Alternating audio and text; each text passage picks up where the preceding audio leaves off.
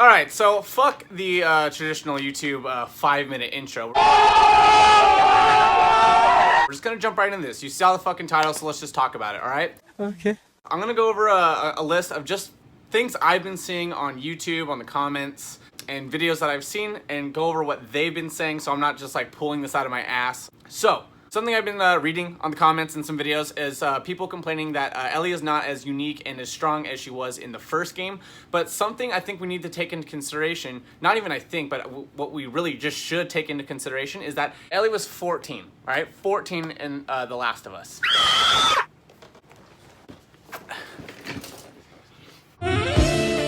She is 19 years old in The Last of Us 2, right? Basically just answer this with a question. Are you the same as you were when you were 14 versus when you were 19? We're constantly growing. We're evolving as a person. We're growing. We're learning. People are saying that like they want Ellie to be what Ellie was. Perfect example is Kratos from God of War. I know we're not talking about God of War. Maybe some of you guys haven't even played God of War, but a perfect example is that's character development, you know? Kratos was this bloodthirsty, fucking crazy guy, you know, just trying to get revenge. And then he grows up and he learns his lessons, and now he's a different person. He's not the same as who he was. And I say that because Ellie is the same exact way. She is not the same as who she was when she was 14 years old versus now as a 19-year-old. Yeah, of course, we don't know everything that happened in between. We had some flashbacks in the game, but, I mean, just think about it that way. If you're 14 years old watching this, well, just fucking... I'll come back to this video in 5 years. Abby kills Joel, right? Ellie sees that. That is extremely traumatizing. That is extremely traumatizing. Let's put it this way, all right? If you walked in a room, you see the perpetrator, or whatever the fuck, beat them to death. You see someone that you love beaten to death. If you knew who that person was, and you knew you can get to that person and, yeah, kill that person, would you do it?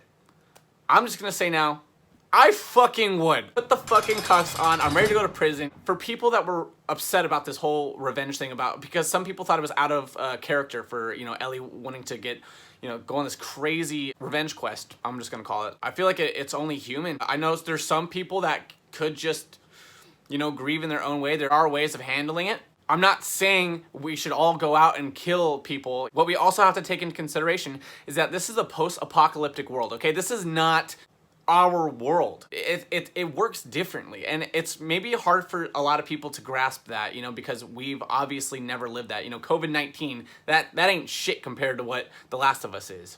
It's that in this world, you can't trust humans. Everyone is out to get everyone, all right? I mean, people are fucking crazy in this world, as we've seen in the previous game. You can trust some, but you can't trust most. I think Ellie wanting to go get revenge because she knows how to get to this person and knows who this person is that killed Joel. I don't think it's out of character at all. Ellie's been a very strong character from the first game. She's stuck by Joel's side through thick and thin, no matter what. Even with you know, her finding out everything, you know, by the end of it, she was still by his side. You know, she does love Joel. I mean, clearly. I mean, she wouldn't be doing this whole revenge thing if she didn't. I also see some people saying that Abby was not true to herself. You know, how in the beginning of the game, you know, even though Joel and his brother save Abby, you know, they kind of save her ass, you know, and just for Abby to put a fucking hole in Joel's leg, you know, and then beat him to death with a fucking golf club, that doesn't mean a person can't change. I'm not saying, like, I don't want people coming attacking me saying like, oh, well, can rapists change? Like, can child molesters change? You know what?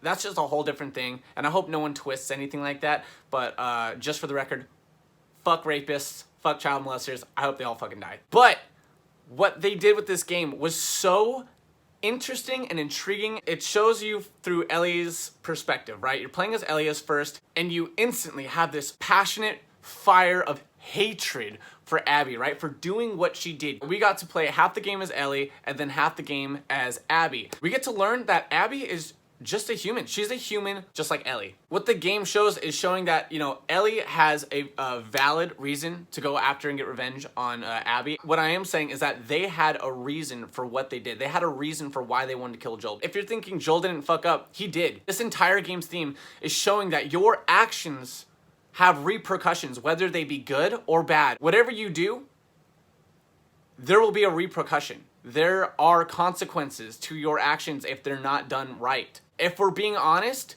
in the first game when Joel didn't let the Fireflies sacrifice Ellie, that was wrong. That was a selfish decision of Joel to make. I think we can all pretty much agree on that. And for Ellie to find that out later, that he lied, and her feeling betrayed and hurt, and I mean, that is all 100% valid. She has every right to be fucking angry and have maybe even a little hatred towards Joel. Hell, if I knew I could save all of humanity and because one person took that away from me because they didn't give me the choice, fuck, I'd be pissed too, you know? Could you blame her? But going back to what I was saying is that when Joel made that decision to save Ellie in the first game, I mean, you could almost predict that this was bound to happen. People were gonna find out about this.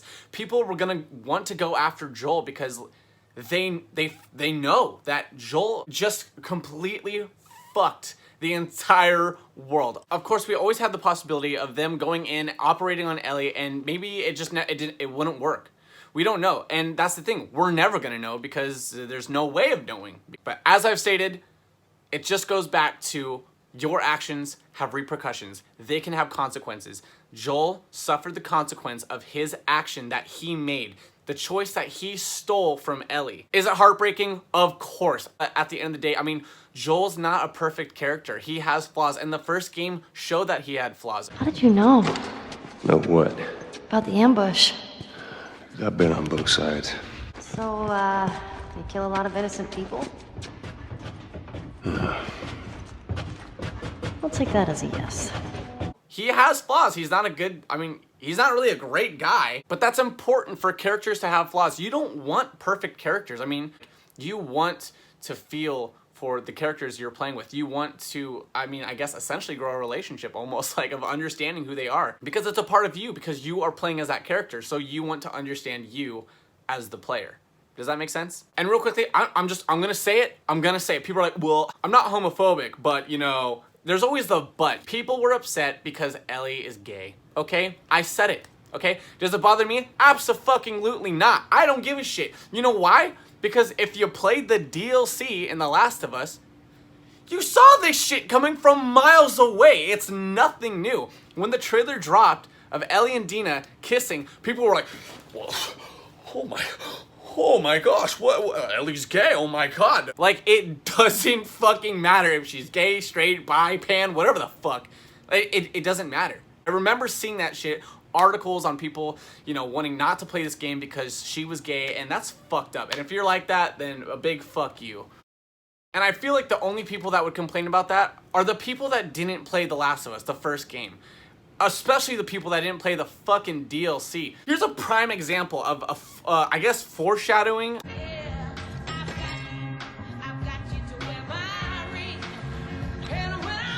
And we also have this. Let me think. Oh, wait, here's another scene. It's right in front of you.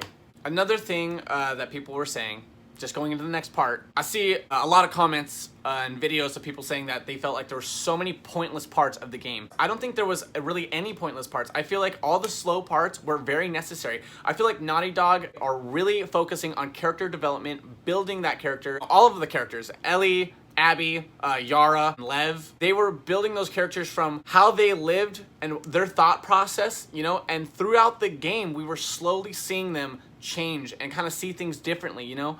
Now, people are saying this is out of character for Abby because, you know, Abby is just, like, you know, she lives for herself, she does what she wants, and now all of a sudden, you know, these two random kids come in her life and she's doing all these things for them. You're saying that a person can't grow, a person can't learn to adapt and understand different things than from what they've already known. Just to give a quick example, I'm a huge World War II nut. I love everything World War II, documentaries, movies, video games, all that shit. There are countless stories where, you know, American soldiers get, you know, German soldiers captive or whatever, or Vietnamese soldiers. And after just talking with them, they realize that they're just human beings just like themselves. It's human beings against human beings, right? We fought the Germans to win the war. That's what was bred into you. And it took me until about 1970. It took me all that time to realize they were the same as us doing what they had to do. This is just kind of giving a basic kind of example to give you guys. But When enemies speak with enemies and they realize they're just human beings, they're just doing what they have to do for basic survival, just to live. When you get past that point and you understand that, your perspective starts to change. You start to think differently. And maybe you could kind of see where I'm coming from, trying to, understand what I'm trying to say here. And I say that and I compare it because that's what The Last of Us Part 2 was showing.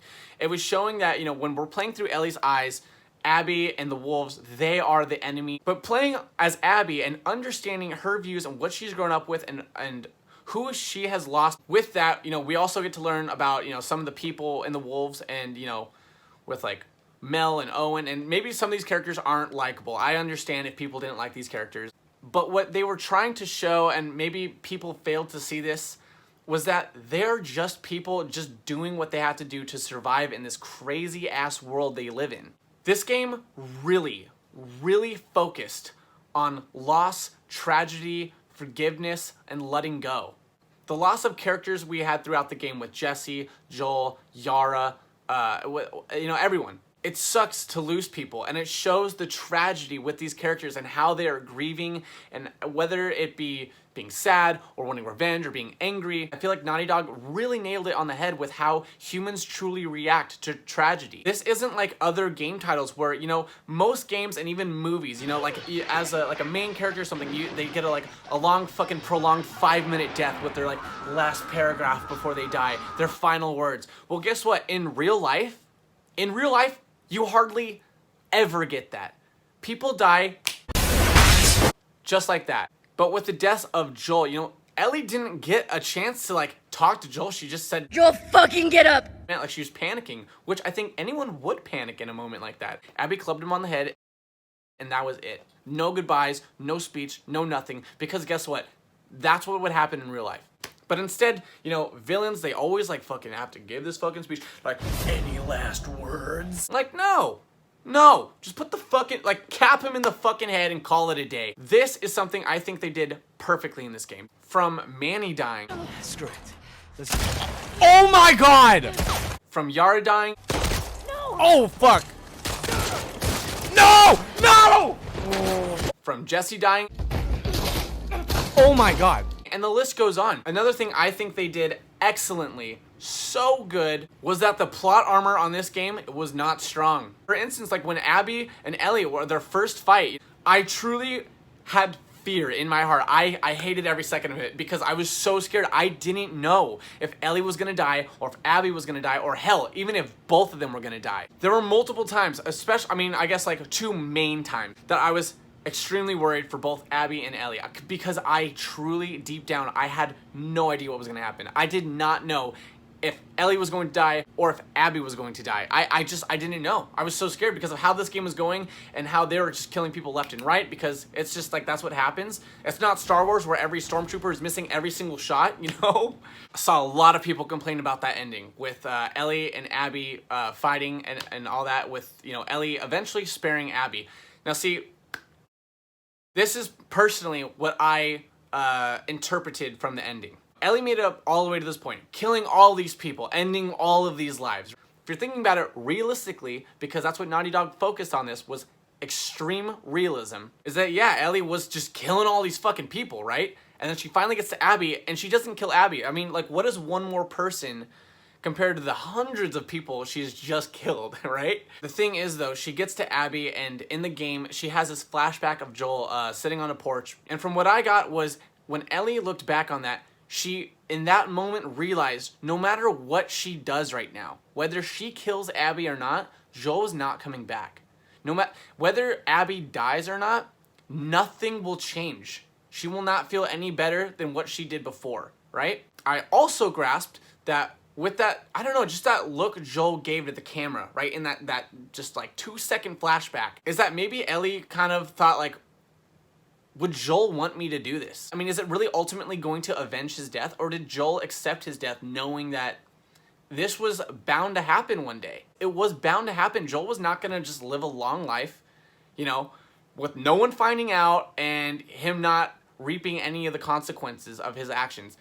This was bound to happen. And foreshadowed it in the first game at the very end when he lied to Ellie. You knew if there was ever going to be a part 2, shit was going down, okay? I mean, it was all there. All I can hope for is that you kind of see where I'm coming from, but personally, I fucking loved the game. I thought it was beautiful. It was a masterpiece. Do I think it deserved a high rating? Yes. Do I understand why people are giving it a low rating or hating on it? Eh. But hey, let me know what you guys thought of The Last of Us Part 2. I really liked it. If I had to give it a rating, I would say a solid 9 out of 10. Hello there. This is post-editing Sam. While editing this video, I realized I didn't even make a fucking outro. So this is it.